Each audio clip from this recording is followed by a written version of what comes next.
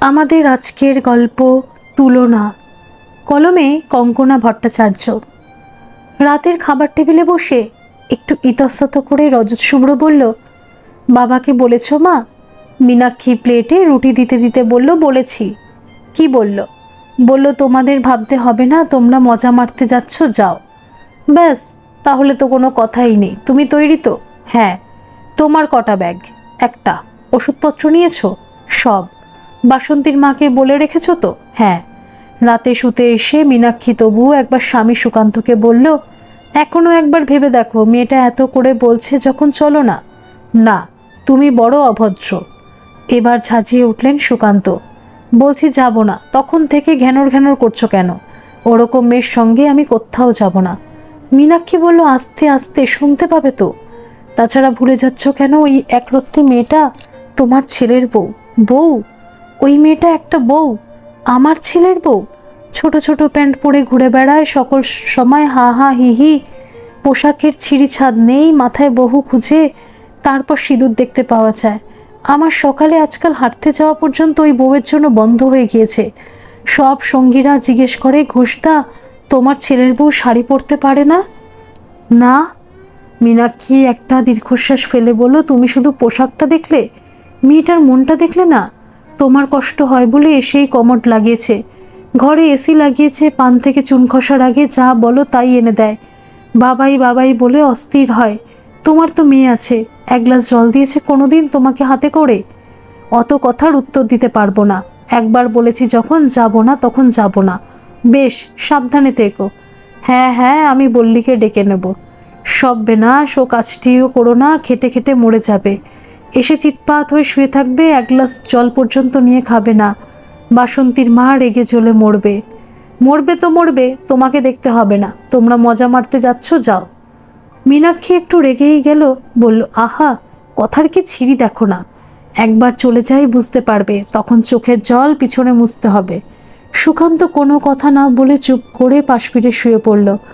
সকাল থেকে ঠান্ডা যুদ্ধ চলছিল। সন্ধেবেলায় সাথী ট্রাভেলসের গাড়িতে ছেলে, ছেলের বউ, নাতনি মীনাক্ষী দীঘা চলে যাওয়ার পর সুকান্ত ঘরে এসে বসলো। তারপর মোবাইল হাতে নিয়ে মেয়ে বল্লরীকে ফোন করে পরদিন চলে আসতে বলল। পরের দিন সকাল 10টা নাগাদ বল্লরী এসে পৌঁছালো। ব্যাগটা রেখে দিয়ে বল্লরী বলল, অনেক দিন আসবো আসবো করছি, আশা হচ্ছিল না। ওদের সঙ্গে গেলে তো পারতে, গেলে না কেন? এক গ্লাস জল দাও তো বাবাই। সুকান্ত জাগ থেকে জল নিয়ে মেয়েকে দিলেন। বলল, দাঁড়াও, চেঞ্জ করে আসি, কিছু অফিসিয়াল কাজ আছে। তুমি একটু তোমার নাতির দিকে নজর রেখো, আমি কাজটা সেরে নিই। চেঞ্জ করে আসতেই সুকান্তর চোখটা কুঁচকে গেল। একটা রঙিন স্লিভলেস গেঞ্জি আর ছোট একটা প্যান্ট পরে ল্যাপটপ নিয়ে বললি বসে পড়ল। সুকান্ত তখন ছেলের বউয়ের কথাই ভাবছিল। ঢিলা ঢালা পাঞ্জাবি টাইপ কুর্তি আর হাঁটুর নিচ পর্যন্ত প্যান্ট পরে মধুরিমা, গলায় একটা ওড়নাও থাকে সব সময়। মেয়ে বসলো কাজে, আর নাতিকে নিয়ে হিমশিম খেতে লাগলেন সুকান্ত। ভীষণ দুরন্ত, এটা ফেলছে ওটা ভাঙছে, নাতির দুরন্ত পানায় অস্থির হয়ে উঠলেন সুকান্ত। সে তুলনায় ছেলের মেয়েটি মানে নাতনি অনেক শান্ত। তবুও সে যদি দাদা বলে সুকান্তর ঘরে আসে, তাহলেও তিনি বিরক্ত হন।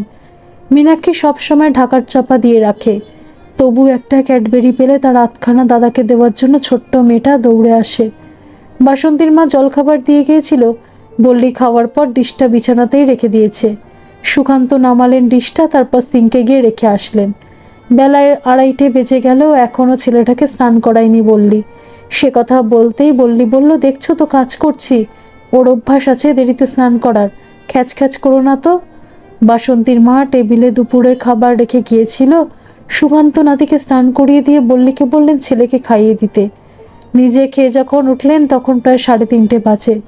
দেখার লোক নেই, তাই আলুর তরকারি যেটা খাওয়া তা একেবারেই মানা, অনেকদিন খান না, লোভ করে একটু খেয়েই নিলেন। মেয়ে বাবাইকে কি খাচ্ছে সেদিকে নজরই দিল না। সারাটা বিকেল নাতির দেখাশোনা করতে গিয়ে সুকান্ত নাজেহাল অবস্থা। এমন সময় মীনাক্ষীর ফোন। কি করছো? নাতির সঙ্গে খেলা করছি। মীনাক্ষী জিজ্ঞেস করলো, ঠিকমতো খাওয়া দাওয়াও করছো তো? সুকান্ত বললেন, হ্যাঁ হ্যাঁ করছি, তোমরা অত ভাবতে হবে না, আনন্দ করো। মীনাক্ষীর কানে কথাটা খট করে লাগলো। যে লোক বলে মজা মারতে যাচ্ছ, সে হঠাৎ আনন্দ করো বলে এমনভাবে কথা বলল কেন? পরের দিন সকালে উঠে সুকান্ত তার প্রতিদিনের চাটাও পেল না। মেয়ে বললি অনেক রাতে ঘুমিয়েছে, এমনিও সকালে উঠতে পারে না।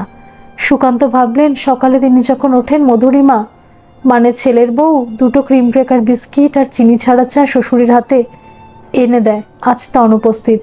নিজে কিচেনে গিয়ে সসপ্যানে জল বসিয়ে সব কিছু খুঁজে নিয়ে চা বসালেন, কিন্তু এমনই কপাল সসপ্যান উল্টে গিয়ে গরম জলটা এসে হাতে পড়ল সুকান্তর। উক করে উঠলেন, সিঙ্কে কলটা খুলে কলের তলায় হাত রাখলেন, জ্বলে যাচ্ছিল হাতটা। চা করা ছেড়ে দিয়ে ঘরে এসেই বসলেন। বাসন্তীর মা কিচেনে ঢুকে সসপ্যান আর চার জল পড়ে থাকতে দেখে সুকান্তর কাছে এসে বসলো। সসপ্যান সমেত গরম চা ফেলেছ, কোথায় পড়লো দাদাবাবু দেখি। সুকান্ত ফোসকা পড়া হাতটা দেখাতে বাসন্তীর মা শিউরে উঠল। তারপর ভাবলো ঠিক হয়েছে, সেদিনও শুভ্রর বউয়ের হাতে সসপ্যান সমেত গরম চা পড়েছিল। তখন এই খেকুর বুড়োই বলেছিল হাতে পায়ে লক্ষ্মী একেবারে আর নেই, কেউ আর চা করে না যেন। সুকান্তই ওই কথাটা ভাবছিল মেয়ের চেয়ে বয়সে ছোট মেয়েটা, তাকে তো সেদিন একটু সহানুভূতি দেখাতে পারতেন। বললি উঠল প্রায় 11টায়। উঠেই দেখলো বাসন্তীর মা চলে গিয়েছে। গজ গজ করতে করতেই বলল একটু চাটা তো করে রেখে যেতে বলতে পারতে, নিজে নিজে চা করে খেতে ইচ্ছে করে না। সুকান্তর হাতটা বেশ চলছিল। মেয়েকে ফোসকাটা দেখিয়ে একটু সহানুভূতির আশায় বললেন, সকালে চা করতে গিয়েই দেখ গরম জল পড়ে কত বড় ফোসকা পড়েছে। বললি মনে মনে একটু হাসলো, বলল ঘরে সিলভারেক্স আছে, লাগিয়ে নাও গে যাও। কথাটা বললে বল্লির একটু খারাপই লাগলো। শুভ্র প্রায় তার কাছে বাবার সম্পর্কে অভিযোগ করে, বাবা মধুরিমার সঙ্গে অত্যন্ত খারাপ ব্যবহার করে, মা বলে বলে হেরে গিয়েছে। শুভ্র বাবা মনে ব্যথা পাবে বলে কিচ্ছু বলতে পারে না। বললি শুভ্রকে বলেছে আমি একটা ব্যবস্থা করব, তবে তোরা থাকলে করতে পারবো না, বিশেষত মধু তো করতেই দেবে না। রজত শুভ্র বলেছিল দেখ যা করবি যেভাবে বোঝালে বাবা অন্তত একটু বোঝে। বললি আবার ল্যাপটপ নিয়ে বসে গেল। সুকান্ত মনে মনে একটু দুঃখই পেলেন। ভাবলেন মধুরিমা যদি দেখতো তাহলে বাড়ি মাথায় করে ফেলতো, ডাক্তার ওষুধপত্রে বাড়ি ভরে যেত। অথচ নিজের মেয়ে সে একটু সময় পেল না বাবার হাতে ওষুধ লাগানোর। সারাটা দিন হাতটা আড়ষ্ট করেই সুকান্ত বসে রইলেন। সন্ধ্যাবেলায় মধু ফোন করলো। তখন সুকান্তর হাতের ফোসকাটা নাতির দুরন্তপনায় গলে গিয়ে হাতটা জ্বালাও করছিল, তাই তিনি হাতে বেশি করে অয়েনমেন্টটা লাগিয়ে বসেছিলেন। মধু বলল বাবাই হোয়াটসঅ্যাপে ভিডিও কল করব, অন করো তো। অন্য সময় হলে সুকান্ত বিরক্ত হতেন, কিন্তু মধুকে দুবারও বলতে হলো না, তিনি ভিডিও কলে এলেন। তারপর বললেন তোমার মাকে একটু দাও তো, আমার হাতটা বড্ড জ্বালা করছে, কি লাগাবো একটু বলবে। মধু উদ্বিগ্ন হয়ে প্রশ্ন করলো কি হয়েছে হাতে। সহানুভূতির স্বর শুনে সুকান্ত তাড়াতাড়ি বলে উঠলেন পুড়ে গিয়ে ফোসকা পড়েছিল, সেটা গলে গিয়ে জ্বালা করছে। মধু ফোনের মধ্যে চেঁচিয়ে উঠল পুড়ে গিয়েছে মানে? কি করে পুড়লো, কখন পুড়েছে, শিগগির হাতটা দেখান। সুকান্ত বাধ্য ছেলের মতো হাতটা দেখাতেই মধুরিমা প্রায় কেঁদে ফেলে বলল আগে যান ফ্রিজ খুলুন, বরফ বের করুন, তারপর বরফটা একটা কাঁচা রুমালের উপর রেখে ওখানে লাগান। দিদি কই, দিদি দেখেনি? সুকান্ত বলল দেখেছে, বলল ওষুধ লাগাতে। আসলে ওরও তো অফিসিয়াল কাজে ব্যস্ত, তো তাই। মধু মীনাক্ষীকে ফোনটা দিয়ে চেঁচিয়ে বোধহয় শুভ্রকে ডাকতে গেল। পরের দিন রাত তখন 9টা বাজে, দরজায় বেলের শব্দ। সুকান্ত দরজা খুলতেই দেখেন মধুরিমা, তার পেছনে মীনাক্ষী আর শুভ্র। মধুরিমা বলল গাড়ি দাঁড়িয়ে আছে, ডক্টরের অ্যাপয়েন্টমেন্ট নেওয়া আছে, জুতোটা পায়ে গলিয়ে লক্ষ্মী ছেলের মতো আমার সঙ্গে চলুন। সুকান্তকে নিয়ে মধুরিমা চলে গেলে মীনাক্ষী মেয়ের দিকে তাকিয়ে বলল কটা দিন একটু আর বাপটাকে দেখে রাখতে পারলি না? বলল এসো এখানে বসো মা, জানি তোমার খুব রাগ হয়েছে, আমার ব্যবহারে তুমি দুঃখ পেয়েছো, কিন্তু এরকম না করলে বাবা কোনোদিন মধুর সঙ্গে ভালো ব্যবহার করতে পারতো না। বাবা আমার ব্যবহারে কষ্ট পেয়েছে আর তখনই মধুর সঙ্গে আমার তুলনা করেছে। মধুর দিকের পাল্লাটা আস্তে আস্তে ভারী হয়েছে, মধুর ভালোগুলো বাবাইয়ের কাছে স্পষ্ট হয়েছে। এবার দেখো বাবাই আর মধুর সঙ্গে খারাপ ব্যবহারও করবে না। মীনাক্ষী হেসে ফেললেন।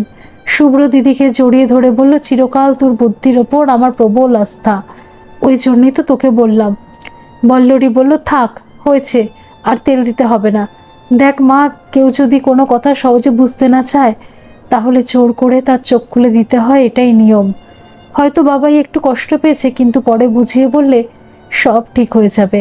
মীনাক্ষী মেয়েকে জড়িয়ে ধরে আদর করে বলল আমার লক্ষ্মী বুদ্ধিমতী মেয়ে। ধন্যবাদ সকল বন্ধুরা, এই গল্পটি যদি আপনাদের ভালো লেগে থাকে তাহলে অবশ্যই একটা লাইক করে দেবেন, আর এই চ্যানেলে নতুন হয়ে থাকলে চ্যানেলটিকে সাবস্ক্রাইব করে আমার পাশে থাকবেন, আর পাশে থাকা বেল আইকনটিকে প্রেস করে দেবেন যাতে সমস্ত গল্পের নোটিফিকেশনগুলি সবার প্রথমে আপনাদের কাছে পৌঁছে যায়।